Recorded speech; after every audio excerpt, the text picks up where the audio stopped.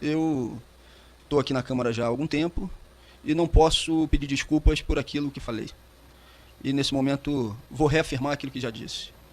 Considero que o arquivamento dessa matéria é necessário por uma defesa de prerrogativa parlamentar relacionada à imunidade de fala. Imunidade essa que é uma garantia democrática, não para mim, pessoalmente, mas é uma garantia democrática para o conjunto dos parlamentares e das parlamentares, para o exercício da sua atividade. Esse foi o primeiro argumento que eu utilizei. E o segundo argumento utilizado por mim do ponto de vista jurídico foi a exceção da verdade. Quem fala a verdade não merece castigo, não merece condenação. O que eu já disse, eu reafirmo. O então juiz Sérgio Moro, e fiz uma analogia com o jogo de futebol, se comportou como um juiz ladrão. Alguém que utilizou das prerrogativas de juiz para ferir a democracia brasileira, para depois receber uma recompensa como ministro da Justiça. Os diálogos que foram explicitados pelo Intercept Brasil demonstram que ele não agiu como um juiz imparcial. Foi o contrário disso.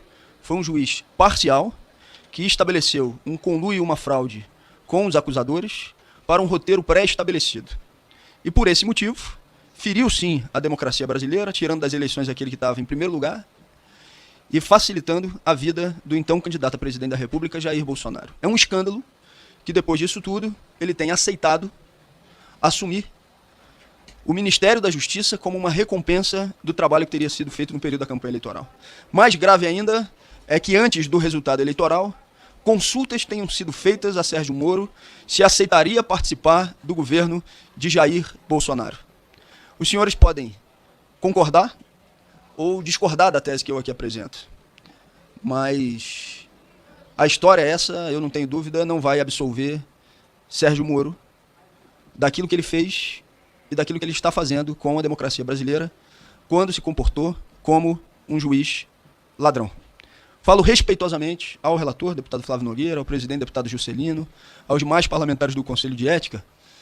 Independentemente do resultado que venha hoje aqui na deliberação do Conselho, é claro que eu espero que a proposta do PSL de cassação do mandato parlamentar, ela não prossiga.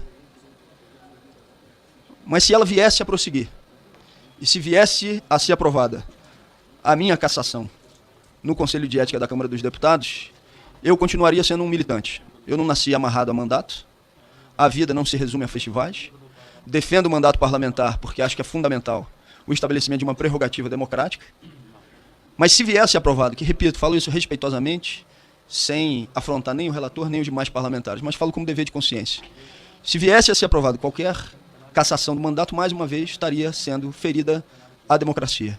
E eu continuarei sendo um militante. E Moro vai continuar sendo um juiz ladrão. A história não vai modificar esses fatos. E é exatamente por isso que eu não gostaria de estar nesse momento no Conselho de Ética fazendo uma defesa de algo que, obviamente, é uma retaliação política daqueles que não aceitam que verdades sejam proferidas contra aqueles que precisam ouvi-las. O papel que joga Sérgio Moro não é dito só por mim. Se eu abrir o Google aqui agora, eu vou ter dezenas de manifestações, por exemplo, de Ciro Gomes, dizendo que Moro agiu a partir de uma lógica corrupta. E posso pegar várias outras autoridades da República fazendo o mesmo questionamento. E faço esse debate público exatamente por entender que é a minha obrigação militante.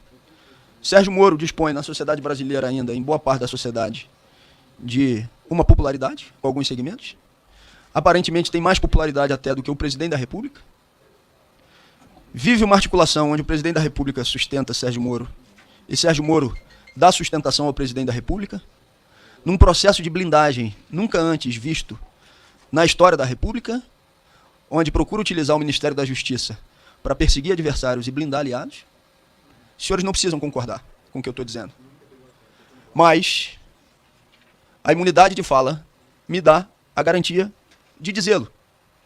E eu não vou mentir para os senhores no Conselho de Ética. Eu podia traçar uma tática ou uma estratégia de apaziguamento, de aqui fazer uma fala diferente, mas eu vou sair dessa reunião e vou continuar dizendo as mesmas coisas. Eu não vou modificar aquilo que me atravessa como convicção e como necessidade de um debate político que precisa necessariamente ter esses elementos em cima da mesa. Senhoras, senhores parlamentares e todos aqueles que estão acompanhando o Conselho de Ética nesse momento, avalio com tranquilidade o resultado que vier do relatório e o posicionamento que vier das senhoras e dos senhores parlamentares. Não terá, da minha parte, de maneira alguma, qualquer tipo de manifestação que tenha caráter pessoal contra qualquer parlamentar que venha a falar ou a proferir decisões, votos, manifestações divergentes com a minha. Eu não posso desconectar o que eu sou da minha figura pública. Eu não posso ter a minha figura pública aqui e o que eu sou e o que eu defendo aqui. A minha figura pública e o que eu sou tem que estar cada vez mais aproximado. Deputados e deputadas, me desculpem se eu não posso ter aqui uma posição diferente daquela que tive. E reafirmo aquilo que já falei. Defendo o mandato aqui com toda a força, por considerar que a imunidade de fala é uma prerrogativa parlamentar que não pode ser desrespeitada, e defendo também como tese jurídica a exceção da verdade. Quem fala a verdade não merece punição. Se esse Conselho considerar que essa tese que eu apresentei merece prosperar, agradeço que se arquive e que se continue a luta política. Se esse Conselho considerar que a tese que nós apresentamos na defesa prévia não merece prosperar, que continuemos, que sejam as provas produzidas. Faço questão, inclusive, de fazer a indicação das 8 testemunhas a que tenho direito no Conselho de Ética para comprovação da tese da exceção da verdade, com todos os meios de prova possíveis e disponíveis. Agradeço a atenção das senhoras e dos senhores e acatarei o resultado apresentado pelo relator. Muito obrigado. Logo, aplicação da penalidade de perda do mandato representado em razão dos fatos ora analisados implicaria restrição indevida à liberdade de expressão conferida aos deputados federais para a garantia do regular desempenho de suas funções. Por fim, verifica-se que este Conselho de Ética vem se manifestando no sentido do arquivamento das demais representações que tratam de casos semelhantes. A justa causa resta descaracterizada.